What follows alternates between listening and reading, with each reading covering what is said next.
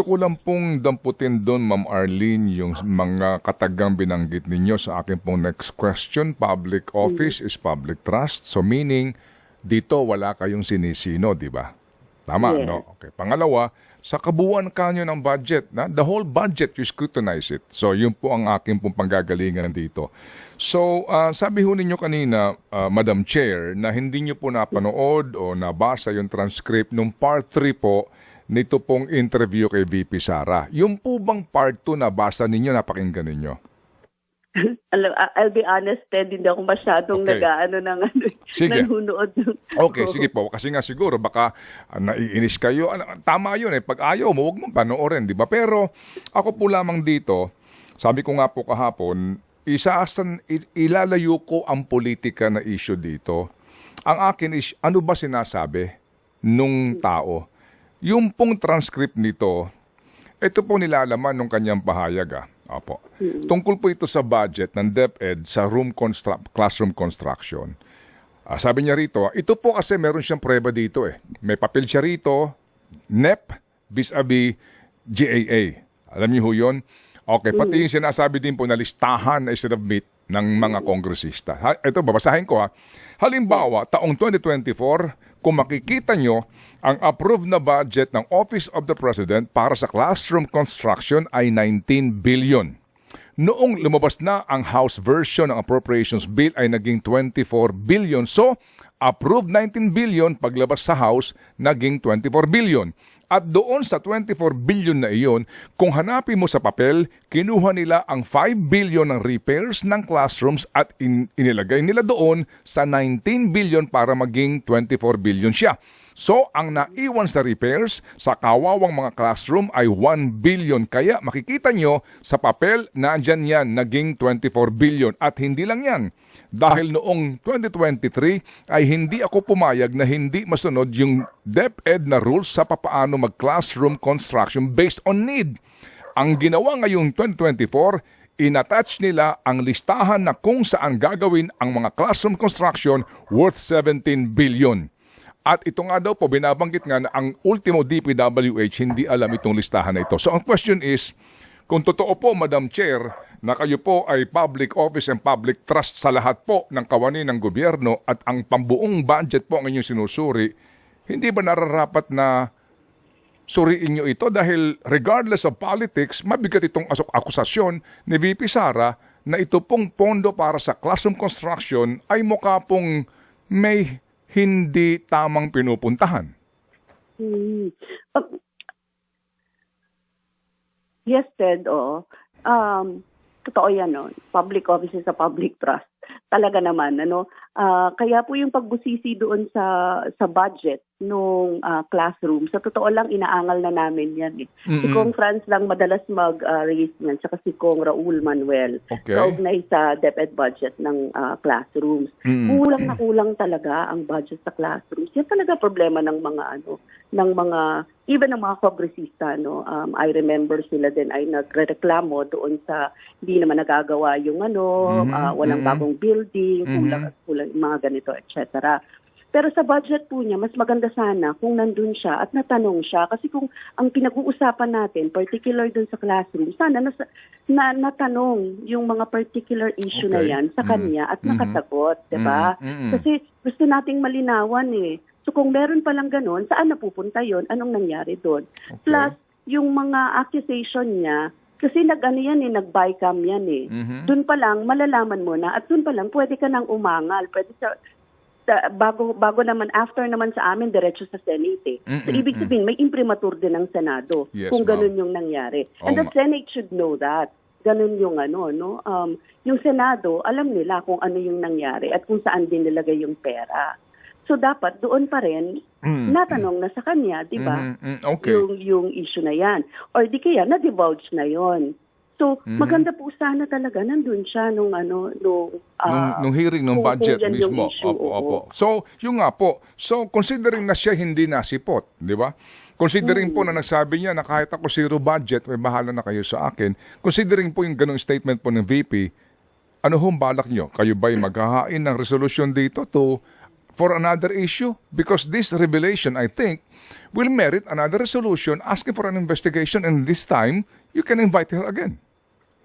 Yeah, actually, meron kami mga resolutions inviting her doon, not inviting her, resolutions kaugnay sa mga issues ng DepEd, Pero I will get back doon sa mga ilan namin, na file namin, even yung mga laptop.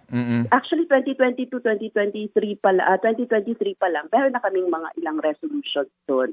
But anyway, we will review that kasi yan naman ay isa sa mga duty talaga natin. Tingnan natin ano yung mga iba pang mga kaugnay niyan. Pero ang totoo, Ted, it's just isa yan sa mga issue na talagang ang tindi nung yung kakulangan. Yes, ma'am. Overall. Yes, ma'am. Yes, ma'am. Grabe talaga yung kakulangan natin sa Tsaka yung tsaka yung paggasta doon sa pera, 'di ba? Yung pong underspending. Kaya nga po dapat siyang humarap. Pero kasi po ako nung binasa ko ito at napanood ko ito, ako ho naman sa akin lang bilang mamamayan sinasabi ko, ito'y panibagong katwiran din para imbitahin siya ulit to enlighten us dito po sa kanyang binabanggit.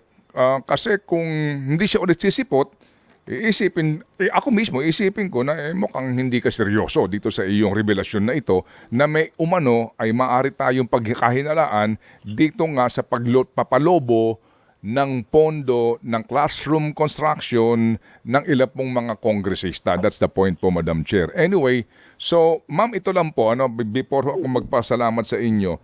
Sabi nga po ninyo, public office is a public trust, no? And then, pag pinag-uusapan natin ang budget, kinakailangan talaga suriin natin yan lahat.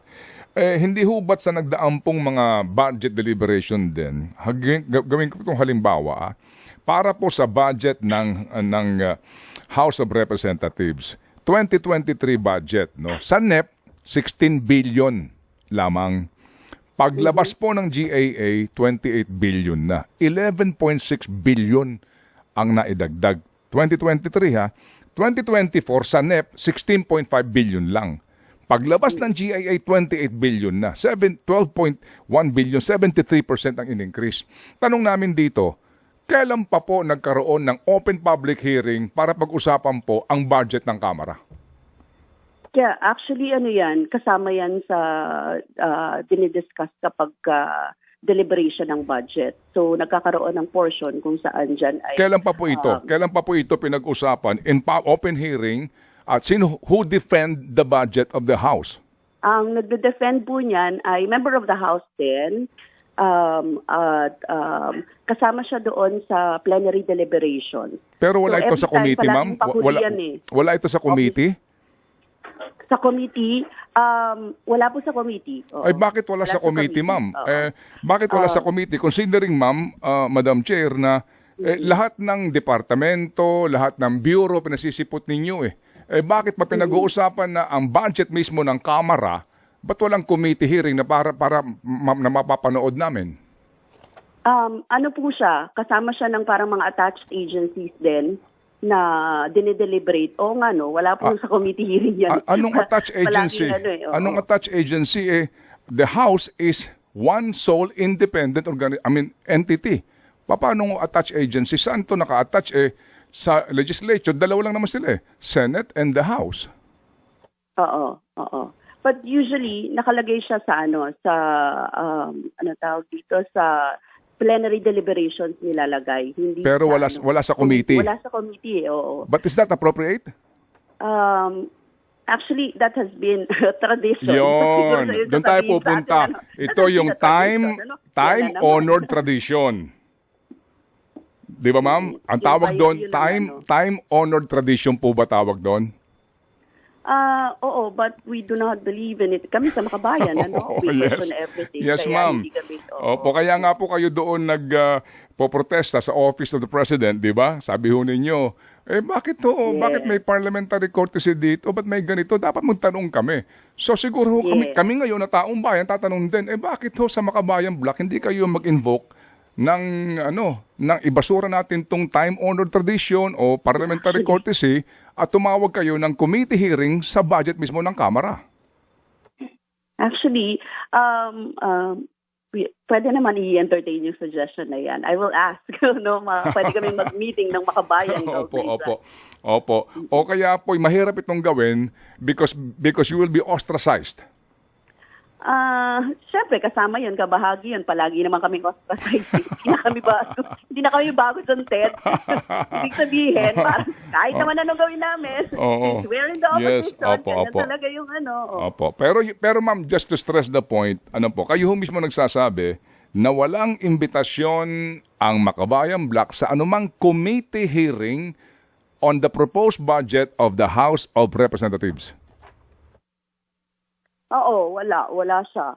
Kasama lang siya sa plenary every time. Yes, opo. So, yung nga po ang tanong din namin. So, is it fair nga na meron kayong pinatatawag lahat ng department, bureaus, etc. to be present and to defend the budget, pero ang House mismo, walang committee hearing, walang defense niyan sa committee, at doon na lang po yan inaaprobahan sa plenaryo nang hindi man lang po pinagdidebatehan?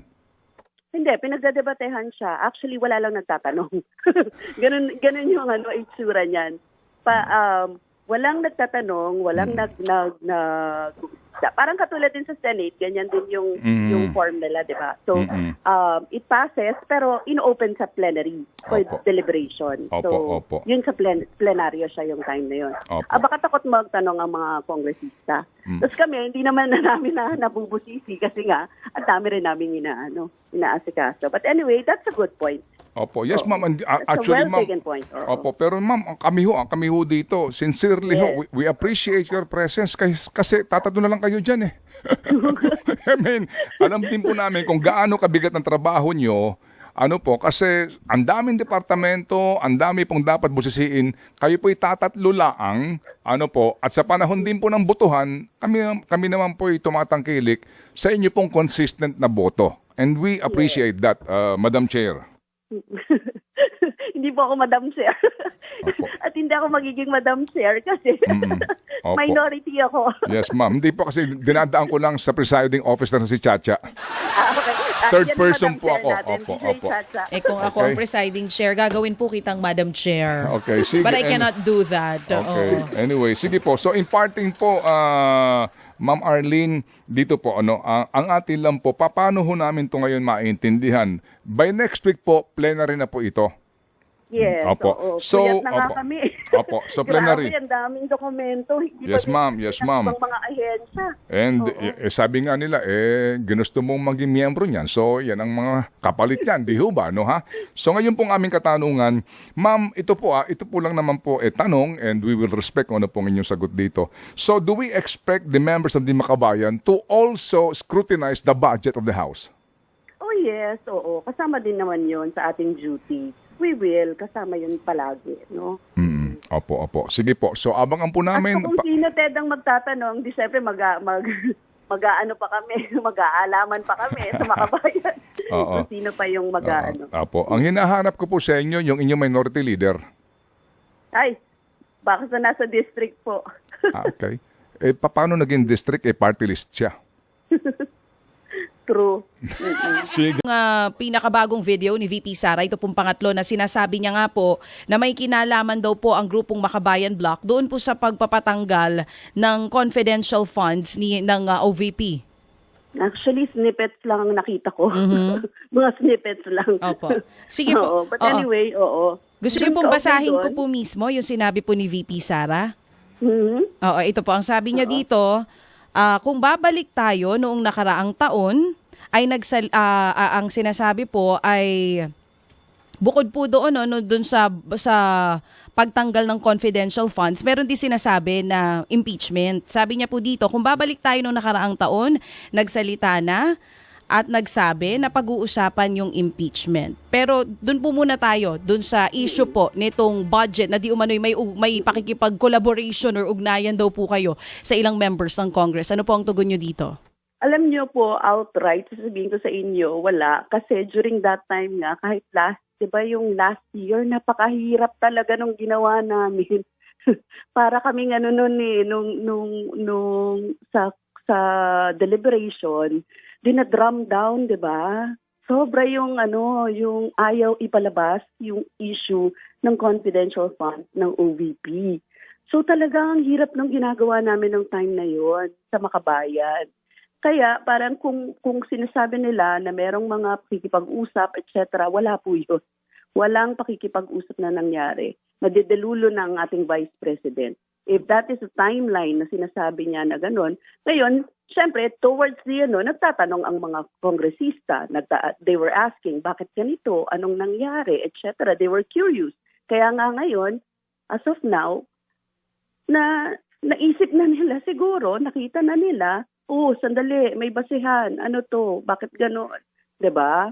So, hindi siya, lalo na nung simula, hindi siya talaga, hindi siya pinag-uusapan. Wala siyang kahit ano. Kami lang sa Makabayan Block ang nag-i-insist na ito ay may problema. So, yun. We were asking, actually both. We were asking the Office of the President and the Office of the Vice President at that time. Malinaw po yun, na sinasabi nyo nga na wala namang ganyang usapan na ugnayan sa iba pang mga miyembro ng Kongreso. Yung sinasabi po ni VP Sara na scripted na daw po itong ginagawang pagdinig. Kumbaga sinasabi niya po, yung sinasabi niya, pupunta daw po siya sa plenary sa House, meron na nakahandang PowerPoint presentation, meron ng mga nakahandang AVP, meron ng mga nakahandang script na binabasa. Ilan po yan sa sinabi ni VP Sara kahapon? Ano po ang tugon nyo dyan? Hindi ko po alam. I don't know that, no? Kasi ako, meron akong sariling mga questions. Parang hindi naman yung scripted, di ba? Parang, in the first place, parang, yun pong mga tinanong ay inacquire through research, no? Kung sa bahagi ko po ang tatanungin, I don't know sa ibang mga kongresista, but on our part sa Makabayan, we do our research, nagre-request po kami, nagpa-sabi na duces tecum po tayo para makita talaga yung audit reports, tapos yung actual programs, tiningnan po natin yung AAR para masilip po natin kung ano talaga yung nangyari doon sa budget. Both the regular and the confidential na nire-request natin. Which is, tingin namin, kailangan talagang malaman ng taong bayan. Kasi nga, walang nakakaalam dito eh. 'Di ba? Hindi naman ito dinedivulge very easily. So parang ito ay pero sa AAR, sa mga regular programs, yun naman yun. Open naman for public yun. Tapos hindi pa kasi nilalabas ng COA. So kasi nga 'di ba binago sang-ayon sa special provision natin sa sa Kongreso na binago into December yung pag-publicize. So nahihirapan kami doon kaya nag-request tayo nung AAR nito. At doon nga natin nakita itong mga lapses na ito, yung nagkakaproblema doon sa so ilan yung satellite offices? 13. So sa 13 na yan may 200 na mga job orders. Anong ginagawa noon? Tapos yung mga nabubulok at saka malapit nang mag-expire na mga gatas at saka mga marami pa po pag tiningnan niyo po maraming madidiscover doon na mga problema doon sa pag-i-implement nitong mga pondo na ito. Oo. Kaya siguro talagang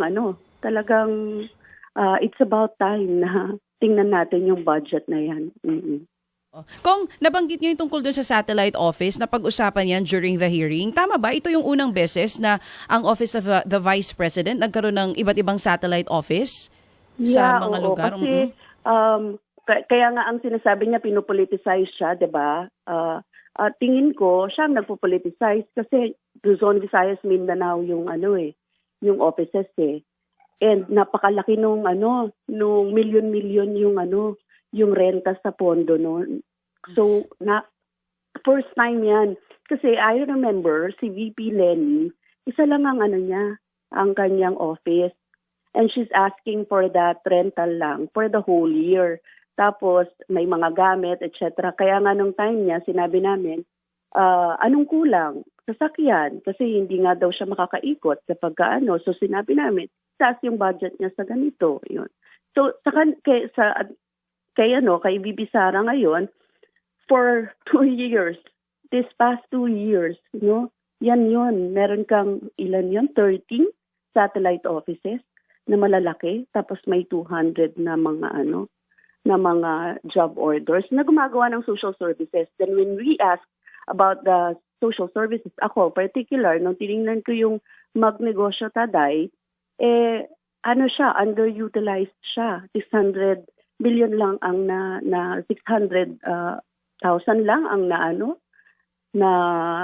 utilize. Tapos over sa gaano kalaki yun, na 100 something million na dapat ay na-utilize, mga ganyan, na ginagawa ng mga 200 na yun, nagtotroll, 'di ba? Parang ang weird talaga nung budget at makeup nung kanyang Nabanggit niyo po yung Magnegosyo Taday na nabanggit din ni Representative Raul Manuel noong hearing kung saan 0.04% lang nga daw po ang nagamit doon sa pondo. With all this na mga sinasabi nyo nga po, this is based on research na mga nakita ninyo sa paggasta ng pera ng bayan. At doon sa una, umattend si VP Sara. Sa pangalawa, hindi na po nagpakita. Ano na po ang plano ng grupong Makabayan dito po sa mga nakikita ninyo, sinasabi ninyo na based on research at factual na mga nakalap ninyong impormasyon doon po sa Office of the Vice President? Well, kami we would insist talaga na humarap siya kasi yung pondo kasi na yan ay proposal niya, for proposal ng ahensya niya, hindi lang pala siya, kundi yung buong ahensya niya ay humarap, para doon sa proposal nila para sa 2025 NEP natin. Kasi ang hirap magdesisyon ng hindi mo, 'di ba, hindi naman niya na ipapaliwanag kung ano ang kanyang ginawa sa pondo before. Tapos meron kaming mga issues pa before 2022, the 125 million confidential funds, 11 days lang ginasta, hindi ipinaliwanag. Tapos yung second, 2023, meron pang confidential funds yun kinuha niya pa yung first tranche, second tranche. So gusto namin malaman din kung ano nangyari doon. Tapos ngayon, eto naman yung proposal niya for 2025. So dapat humarap talaga siya. Pero yun nga, kung hindi haharap, di ano naman gagawin namin, di ba?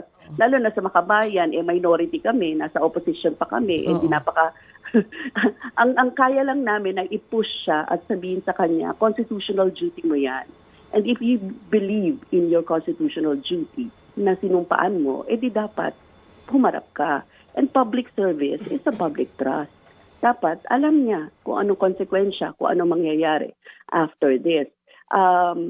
Siguro, kung sa Makabayan po, nasa ano pa lang kami, nasa mga pag-uusap pa lang kami at meetings kung paano yung kasi it's not only her budget na kina-question namin, but the whole budget itself, di ba? So, nandun pa lang kami sa deliberation ng iba't ibang mga budget ng mga ahensya. So far, wala pa po kaming mga iba pang moves na ginagawa ngayon kaugnay dyan.